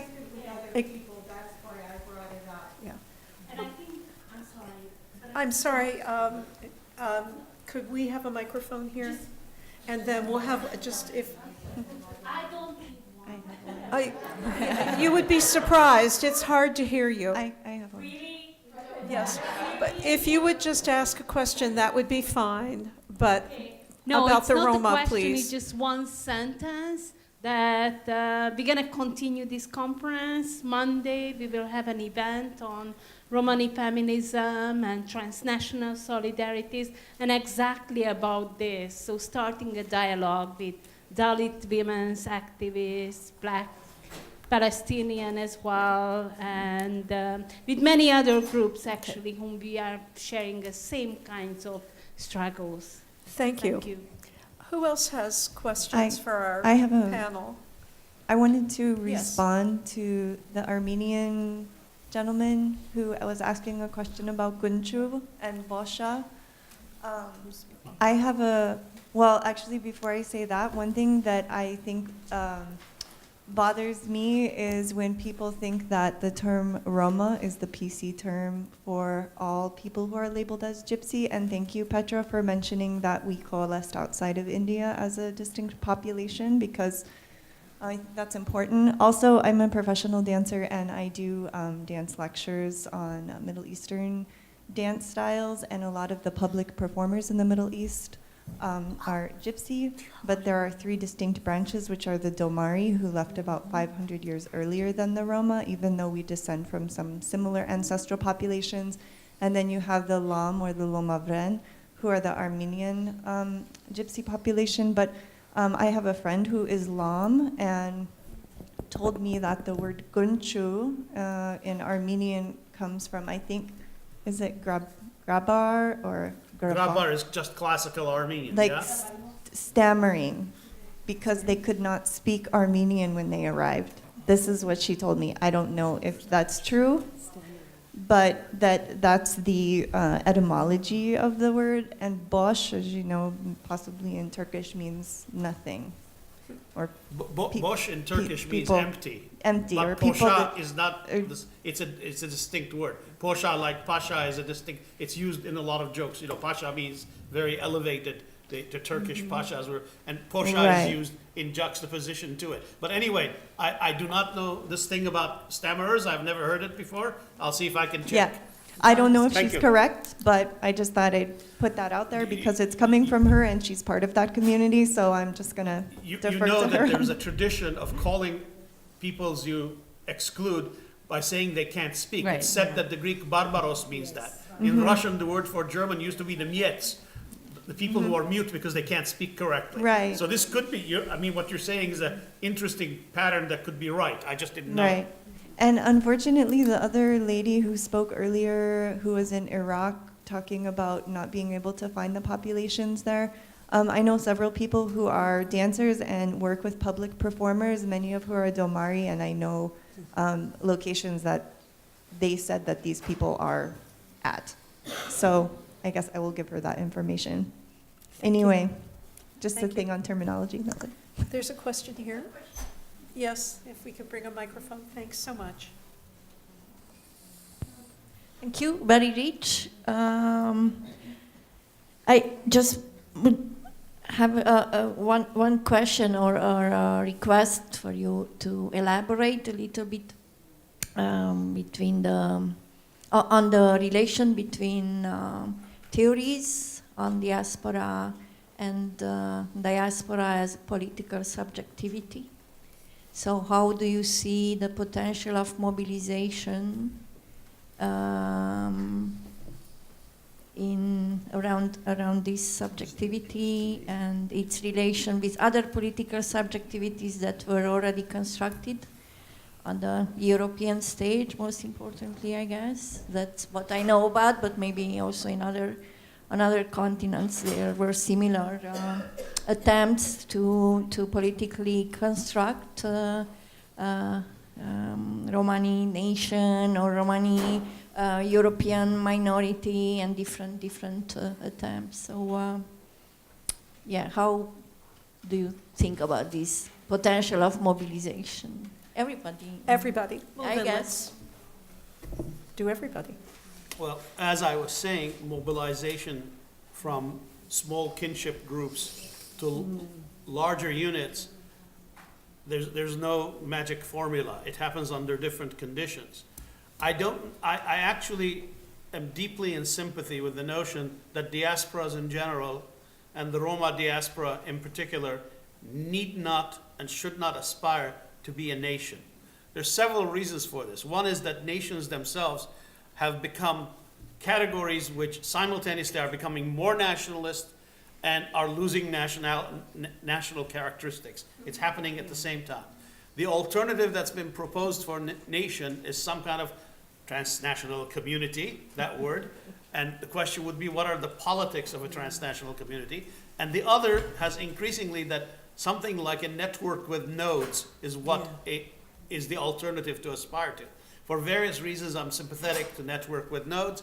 I've had arguments with friends, some of whom are very notable people like Jim Clifford, for example, who invented the roots and routes pun, and said that we're going away from roots to routes to mobility. My own feeling about mobilization is that no matter how transnational it is, no matter how much mobility there is, I am, perhaps paradoxically, an advocate of the local. I was very glad that in a number of reports here, people said something about the local. My attitude is that you can have a network. I mean, I've actually criticized to his face Arjuna Padurai for this. You'd only have, networks aren't just these miraculous flows. Networks are anchored on nodes. You don't actually get to have a network with something flowing through unless there are localities with differences and things flow from one to the other. So for me, what's necessary for mobilizing a diaspora is not just to encourage connection, but it's to encourage, and especially in the case of perhaps of a Roma diaspora, where at some point there was a lot of nomadic or mobile existence.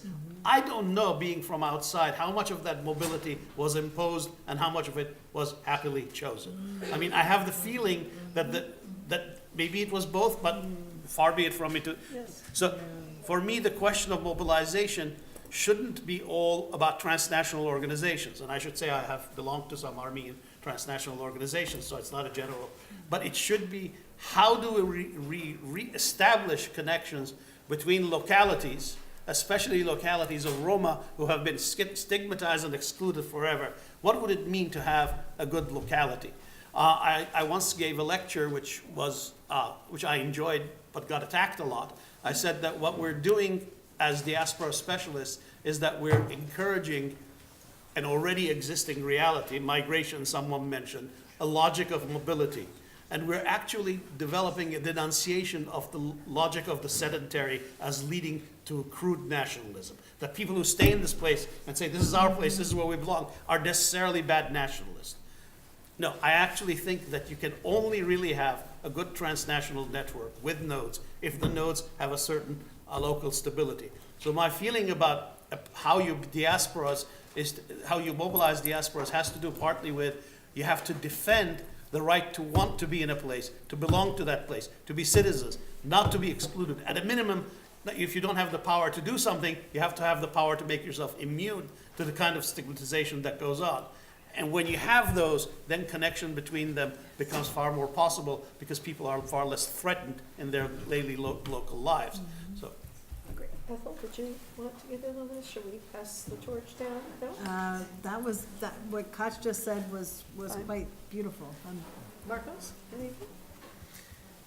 Just to comment about the evangelical movement that has some impact on identity, positively, negatively as well, a cultural revival. But it's a movement created and managed by Romanis. So it still have some external support. The Romani movement always receives some external support, which is not a bad thing.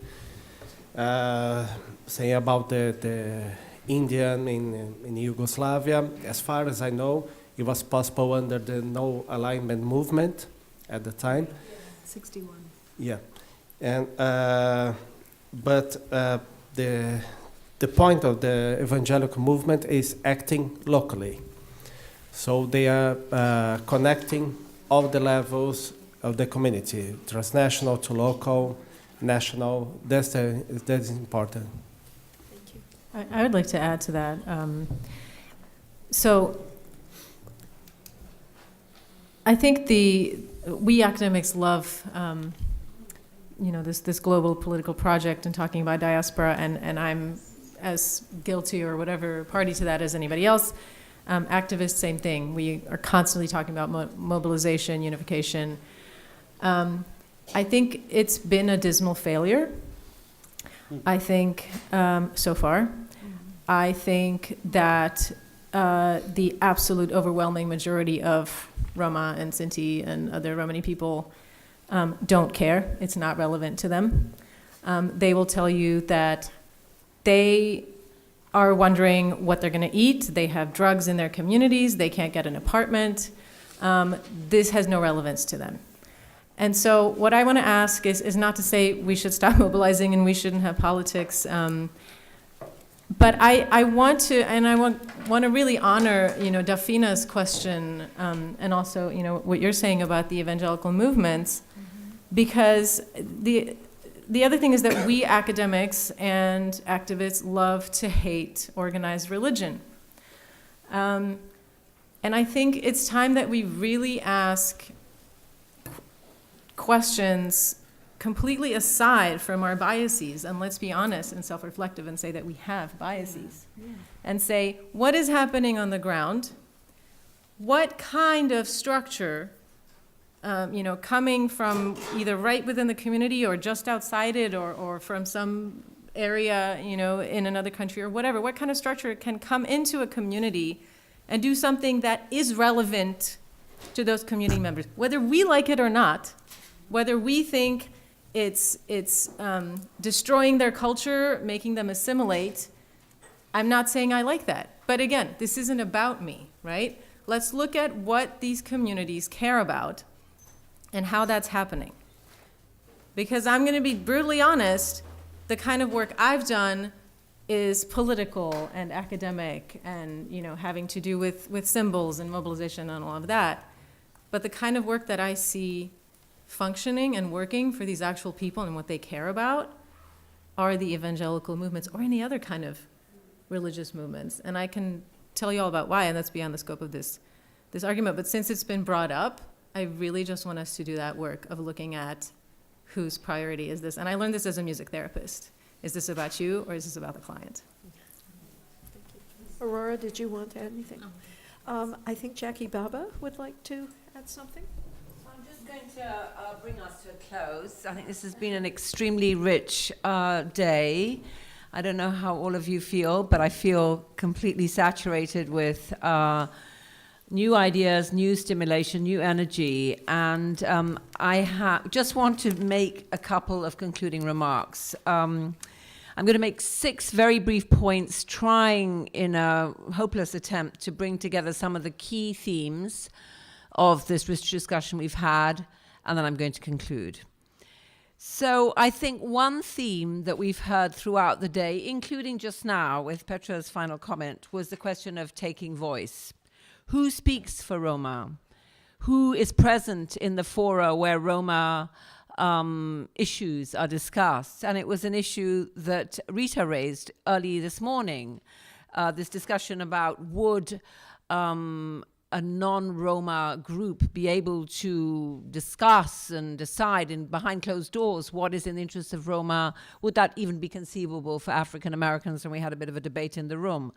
But I think this discussion about speaking for oneself, having a platform, took many interesting shapes and forms today.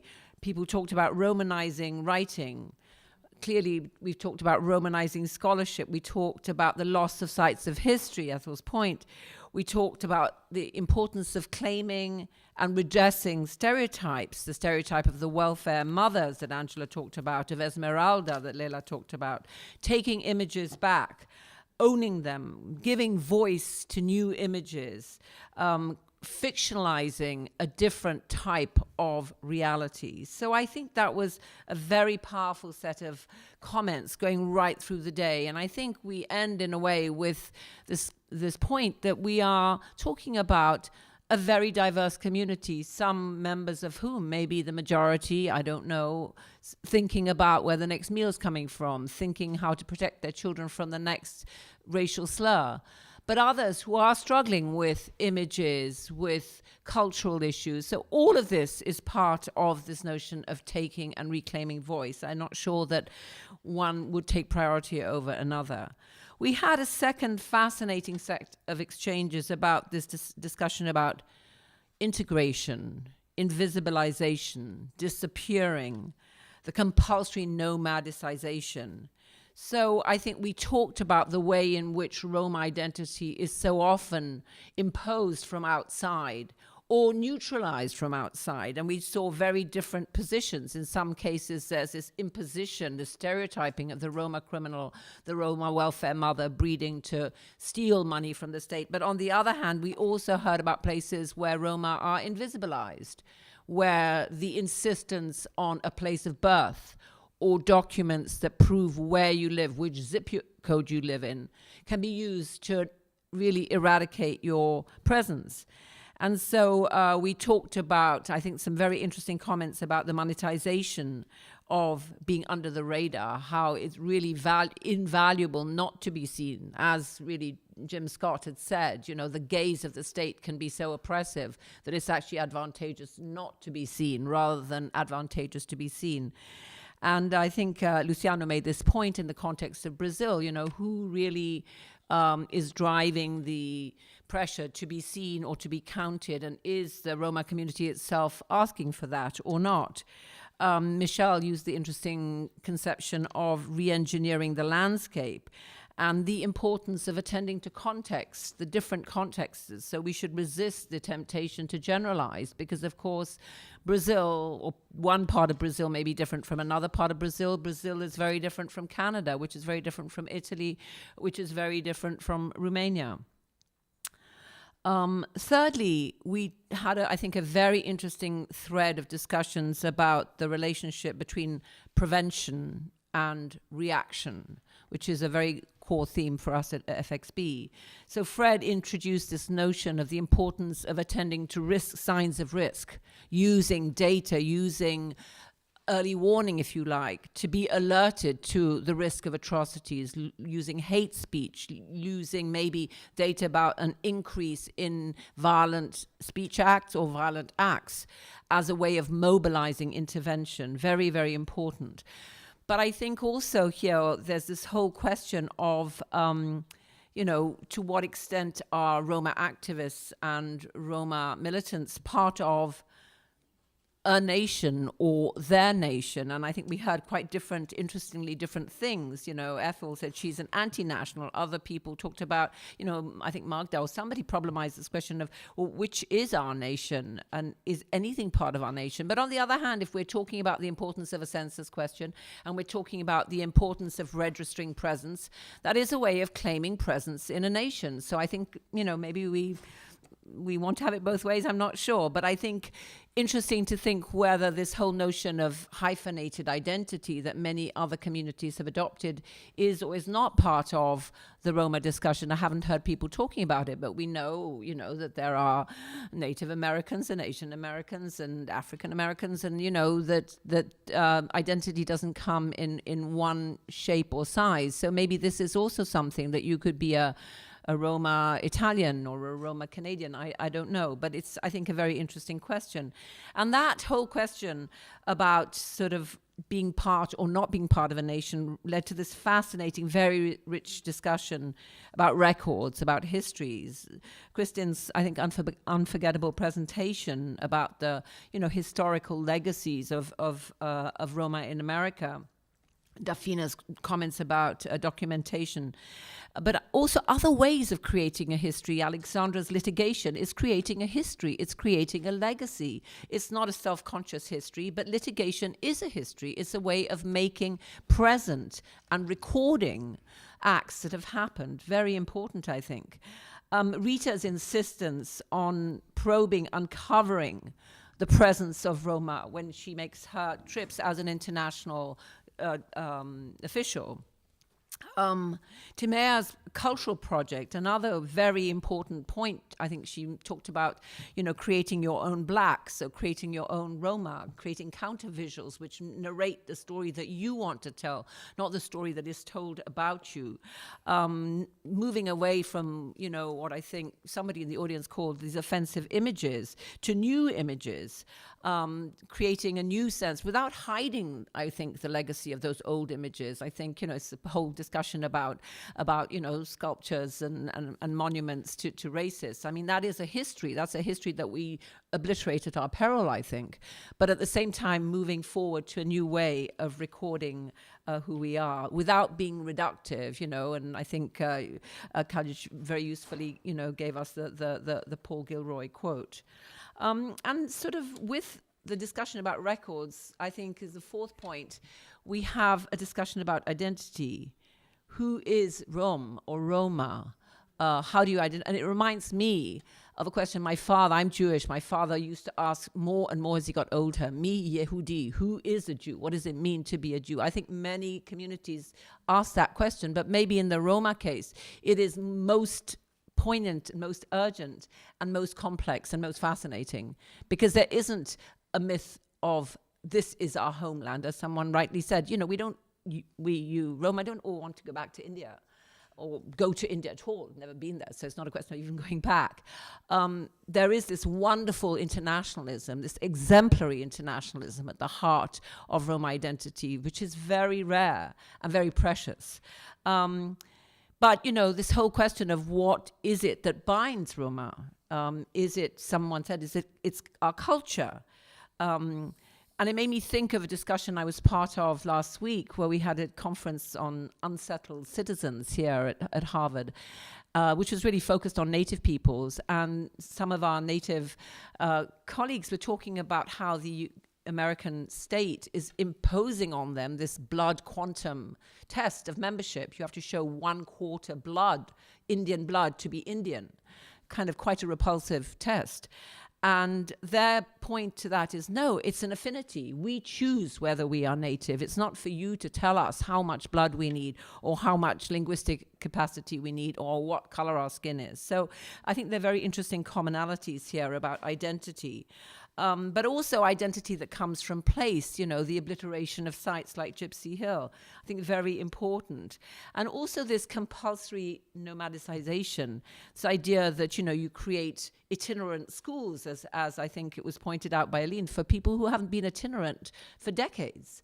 And I know from the work that we've done in Italy, this idea that you're talking about ufficio nomadi, the office for nomads, when people are sedentary, it's just that they are being made homeless. It's not that they're nomads.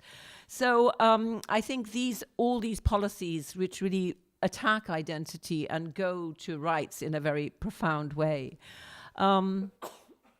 Just two other points. One is this whole question, which we've debated very intensely today, question of language, terminology, of subverting the colonial gaze, the Gajah gaze maybe.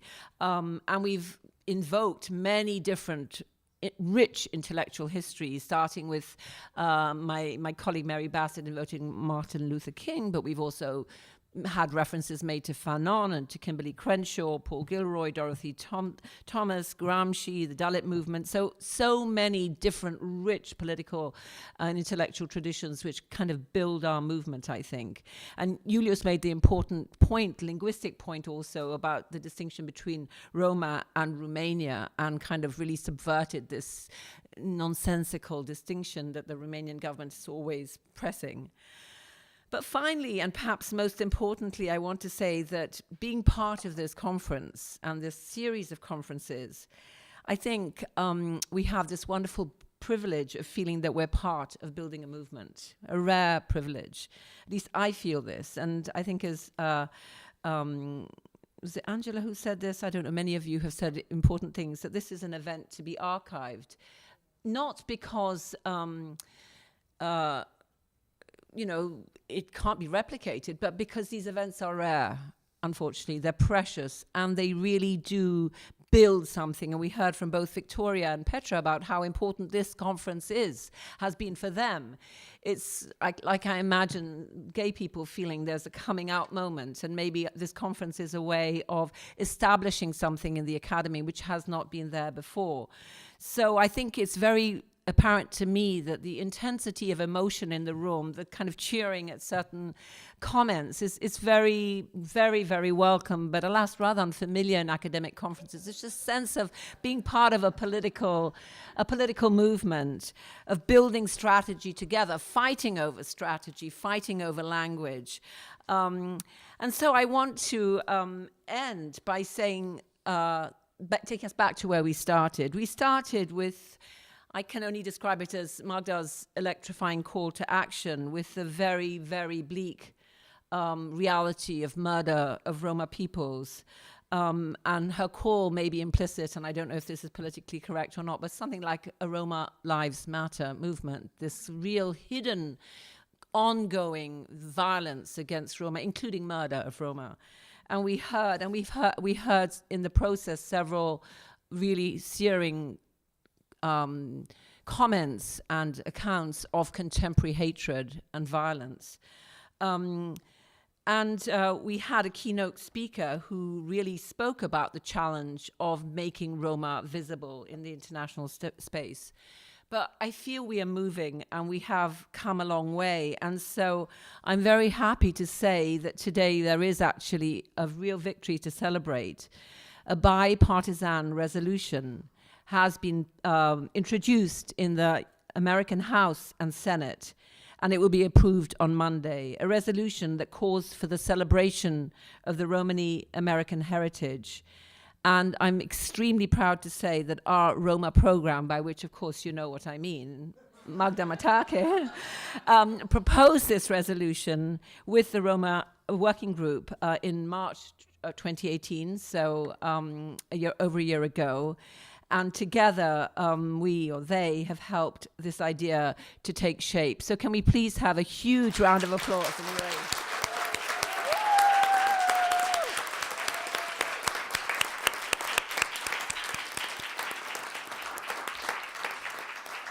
So can I just conclude by thanking you all so much, not only for your physical presence, but for your affective and intellectual presence, for helping us to build this movement together.